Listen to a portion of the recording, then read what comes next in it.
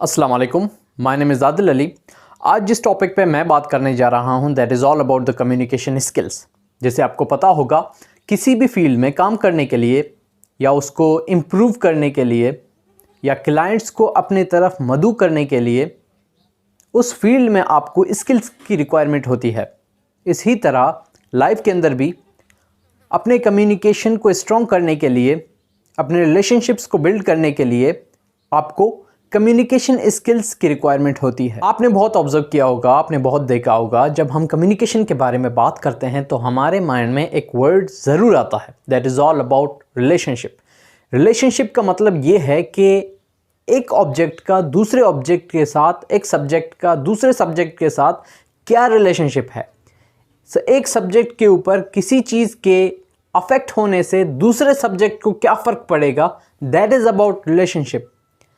Temperature के change होने से आपके मूड को क्या फ़र्क पड़ेगा, दैट इज़ अबाउट रिलेशनशिप। आपको पता होना चाहिए कि रिलेशनशिप कम्युनिकेशन का फर्स्ट पिलर है। अगर आपके कॉन्सेप्ट रिलेशनशिप के अंदर ठीक नहीं होंगे, आपको पता नहीं चलेगा कि एक सब्जेक्ट का दूसरे सब्जेक्ट के साथ क्या रिलेशनशिप है। आपको पता नहीं चलेगा एक इंसान का दूसरे इंसान के साथ क्या रिलेशनशिप है। आपके मूड चेंज होने से किसी को किस तरह का फ़र्क पड़ेगा।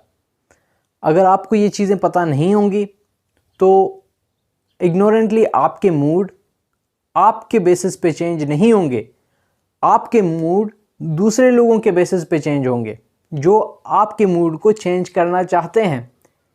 इसकी वजह से आप गुस्सा होंगे, आप एंगर शो करेंगे। आपके एंगर होने की वजह से, आपके गुस्सा होने की वजह से दूसरे लोगों को फ़र्क पड़ेगा। जिनको फ़र्क पड़ना चाहिए उन्हें फ़र्क नहीं पड़ेगा। जिनको फ़र्क नहीं पड़ना चाहिए, जो आपके करीबी रिलेशनशिप्स हैं, आप उनको डिस्ट्रॉय करेंगे। आपको पता होना चाहिए 55% of your communication is dependent on your facial expressions, your gestures and your body posture. अगर आप स्माइल नहीं करेंगे, हमेशा गुस्से में रहेंगे, आपका मुंह हमेशा लटका रहता है, तो आपके रिलेशन लोगों के साथ ख़राब होंगे। लोगों को पता होगा कि इस बंदे के फेशियल एक्सप्रेशंस ठीक नहीं हैं, इसके पोस्चर्स ठीक नहीं हैं। जब ये उनके साथ मिलता है तो स्माइल नहीं करता, जब वो कहीं से गुज़रता है उन्हें सलाम नहीं करता, उसके फेशियल एक्सप्रेशन, उसके जेस्चर्स, उसके पोस्चर्स ठीक नहीं हैं, तो लोग आपसे डिस्कनेक्ट होंगे। आपको पता होना चाहिए कि फेशियल एक्सप्रेशन के बाद, जेस्चर के बाद, पोस्चर्स के बाद जो अहम रोल प्ले करती है that is all about your tone. Tone 38% matter करती है आपके कम्युनिकेशन के अंदर। अगर आपकी टोन ज़्यादा होगी, उसकी पिच ज़्यादा होगी, तो लोगों के साथ आपके कम्युनिकेशन ब्रेक करेगी। अगर आपकी टोन बहुत नीचे होगी, डाउन लेवल पे होगी, तो आपकी कम्युनिकेशन ब्रेक करेगी। अगर आपकी टोन दूसरे लोगों के टोन्स के साथ मैच करेगी तो आपके रिलेशनशिप ठीक होंगे। आखिर में कम्युनिकेशन के अंदर 7% आपके वर्ड्स मैटर करते हैं। वर्ड्स एक गेटवे की तरह काम करती हैं। जिस तरह डैम्स के अंदर डिफरेंट काइंड ऑफ गेट्स लगे होते हैं जो कि वाटर के फ्लो को कम या ज़्यादा करते हैं, इसी तरह आपके कम्युनिकेशन को भी डायरेक्शन देने के लिए हम 7% ऑफ वर्ड्स को इस्तेमाल करते हैं ताकि आपकी कम्युनिकेशन एक राइट डायरेक्शन में जाए। यहाँ वर्ड्स की परसेंटेजेस इस वजह से 7% है, इस वजह से इसकी क्वांटिटी कम है क्योंकि एक वर्ड के ऊपर different kind of gestures, postures बन सकते हैं, डिफरेंट काइंड ऑफ टोन्स हो सकते हैं, इस वजह से इनकी परसेंटेजेस कम हैं। लेकिन ये कम्युनिकेशन को डायरेक्शन देती है, डिसाइड करती है कि कम्युनिकेशन किस तरफ फ्लो करेगी। ये एक टेक्निक इस्तेमाल कर सकते हैं that is about matching and mirroring from the neuro linguistic programming. Matching और मिररिंग के अंदर आप अपने टोन्स को, अपने बॉडी पोस्चर्स को, अपने वर्ड्स को दूसरे लोगों के वर्ड्स के साथ, टोन्स के साथ, बॉडी पोस्चर्स के साथ मैच करने की कोशिश कर सकते हैं, जिसकी वजह से आपके रिलेशनशिप्स ठीक हो सकते हैं। मैचिंग और मिररिंग के अंदर अगर एक बंदा अपने राइट आई को ब्लिंक करता है, आप भी अपने राइट आई को ब्लिंक करते हैं। एक बंदा अपने राइट लेग को लेफ़्ट लेग के ऊपर रखता है, आप भी वही सेम प्रोसेस अपनाएंगे। अगर अपना लेफ़्ट लेग अपने राइट लेग के ऊपर रखता है तो आप सेम प्रोसेस अपनाएंगे। फर्स्ट टाइम करने से, सेकंड टाइम करने से ये ठीक है, लेकिन थर्ड टाइम करने से लोग आपसे इरिटेट होंगे क्योंकि वो समझेंगे शायद ये बंदा हमारा मजाक उड़ा रहा है। तो इसके लिए आप क्रॉस मिररिंग का टेक्निक अपनाएंगे। क्रॉस मिररिंग के अंदर अगर कोई अपने राइट आई को ब्लिंक करता है, आप अपने लेफ्ट आई को ब्लिंक करेंगे। अगर कोई अपना राइट लेग अपने लेफ्ट लेग के ऊपर रखता है तो आप अपना लेफ्ट लेग अपने राइट लेग के ऊपर रखेंगे। इसी तरह आपके कम्युनिकेशन मैचिंग और मिररिंग और क्रॉस मिररिंग के साथ ठीक होंगे।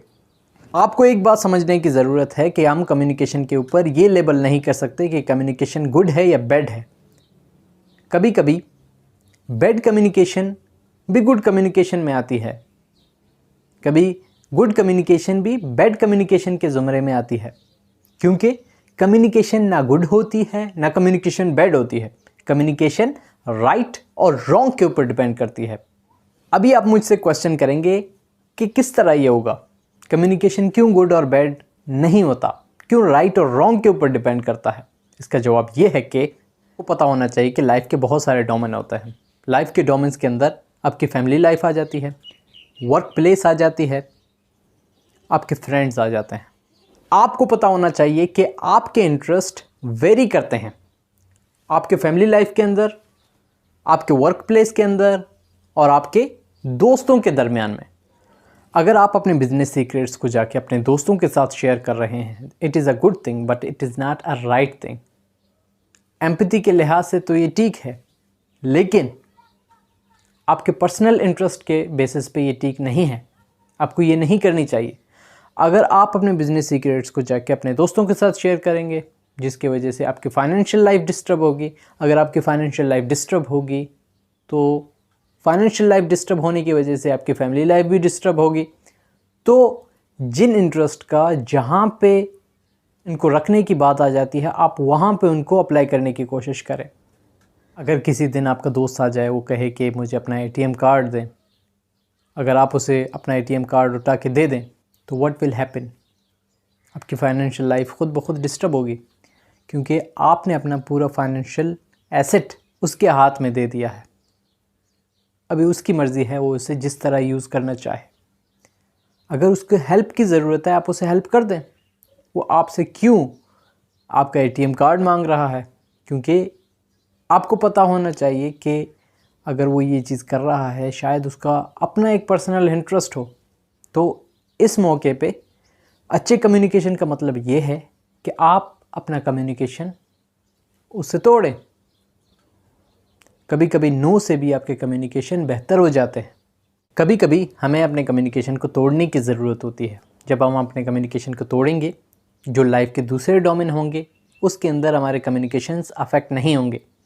जैसे हमने अपने एक फ्रेंड के साथ अपने कम्युनिकेशन को तोड़ा, उसकी वजह से हमारी फाइनेंशियल लाइफ में जितने भी रिलेशनशिप के मसले थे वो ठीक हो गए, हमारे वर्क प्लेस में जितने भी मसले थे वो ठीक हो गए, हमारे फैमिली लाइफ में जितने भी मसले थे वो ठीक हो गए, सिर्फ एक कम्युनिकेशन को तोड़ने की वजह से, जिसको हम गुड समझ रहे थे, जो कि राइट नहीं थी हमारे दूसरे इंटरेस्ट के बेसिस पे। दूसरे कम्युनिकेशन उससे अफेक्ट हो रहे थे। तो इसके लिए आपको चाहिए था पहले से ही अपने इस डोमेन में, इस कम्युनिकेशन में, इस रिलेशनशिप को ब्रेक करने की ज़रूरत थी। कभी कभी लोग बहुत ज़्यादा जज्बाती होते हैं। वो ये सोचते हैं कि उनके फ्रेंड सर्कल बहुत कम है, उनके रिलेशनशिप बहुत कम हैं, तो इस तरह जज्बाती होकर वो बहुत गलत स्टेप उठाते हैं। वो इस तरह के लोगों को अपने सर्कल में शामिल करने की कोशिश करते हैं जो कि अल्कोहलिक होते हैं, नशा करते हैं, चोरी करते हैं और लोगों को किडनैप करते हैं, जिसकी वजह से जब वो उनके फ्रेंड सर्कल में शामिल होते हैं तो उनके लाइफ के दूसरे डोमेन्स के ऊपर भी अफेक्ट करते हैं। उनकी फाइनेंशियल लाइफ डिस्टर्ब हो जाती है, उनके फैमिली लाइफ डिस्टर्ब होती है, उनके बच्चे भी आहिस्ता आहिस्ता उनके फ्रेंड्स की वजह से किडनैप होते जाते हैं। जब इनके साथ उनकी रिलेशनशिप ख़राब हो गई तो लाइफ के दूसरे डोमेन्स के अंदर वो रिलेशनशिप्स खुद ब खुद ख़राब होते जाएंगे। इस वजह से एक रिलेशनशिप्स को तोड़ना बेहतर है as compare to destroying other relationships. आपको पता होना चाहिए कि कम लोगों के साथ अगर आप खुश हैं, इसका मतलब है कि आपके कम्युनिकेशन ठीक है, आपके रिलेशनशिप्स ठीक हैं। अगर बहुत सारे लोग आपके सर्कल में हैं लेकिन आपकी जो हैप्पीनेस की जो इंटेंसिटी है वो बहुत ज़्यादा कम है, आप हमेशा गुस्से में रहते हैं, सैड रहते हैं, तो इसका मतलब ये है कि आपके कम्युनिकेशन ठीक नहीं है, आपकी जो कम्युनिकेशन स्किल्स हैं वो भी ठीक नहीं है। अगर आप चाहते हैं कि जिन लोगों की वजह से आपके रिलेशनशिप्स ख़राब हो रहे हैं, आप चाहते हैं कि उन लोगों से आप साइड इख्तियार करें, तो इसके लिए आपको कुछ स्टेप्स लेने होंगे। नंबर 1, अपनी टोन की इंटेंसिटी को चेंज करें। अगर एक बंदा कम इंटेंसिटी के साथ बात कर रहा है तो आप अपने टोन की इंटेंसिटी को बढ़ाएं, जिसकी वजह से आपके रिलेशनशिप्स बच सकते हैं। Number 2, when he is talking to you, break your eye contact. Number 3, अपने रिलेशनशिप्स को बचाने के लिए एक वर्ड इस्तेमाल करें जिसको कहते हैं वाई। जब आप वाई को कहेंगे तो वो बंदा आपसे इरिटेट होगा और आपके रिलेशनशिप्स सेव होंगे, और उस नेगेटिव बंदे से आपके रिलेशनशिप्स ख़राब होंगे। इन सारी चीज़ों को करने के बाद आपको तो पता है कि आप उससे रिलेशनशिप्स ख़राब करने की कोशिश कर रहे हैं, लेकिन उसे पता नहीं चलेगा कि आप उससे रिलेशनशिप्स ख़राब कर रहे हैं। वो खुद ब खुद आपसे हट जाएगा। All the best, see you in the next session with an interesting topic. अल्लाह हाफ़िज़।